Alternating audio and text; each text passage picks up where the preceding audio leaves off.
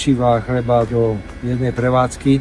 Nebudem hovoriť meno, aby sme neublížili tej prevádzke a ani nerobili nejakú špeciálnu reklamu. Je to naozaj za pekárenských výrobkov a v podstate kľúče od všetkých reštaurácií, od rôznych prevádzok, do ktorých sa dostane, odomkne si, naloží tam tovar, zamkne a odíde preč. To ma teda prekvapilo, že som sa pýtal, že čo s tým robia, či to položia. Je tu príležitosť stretnúť veľa zaujímavých ľudí, ktorí musia pracovať v noci alebo ktorí majú na starosti zásobovanie, takže veľmi príjemné a zaujímavé rozhovory, teším sa na ďalšie destinácie. Poďme to len do auta. Hoďte, tak to môžem povedať. Jasné. A ideme. Niekde sú ľudia, pretože sú nočné prevádzky. Mali sme možnosť navštíviť v jednom hoteli v Bánovciach nad Bebravou. Je veľmi milé si prehodiť pár slov s týmito ľuďmi.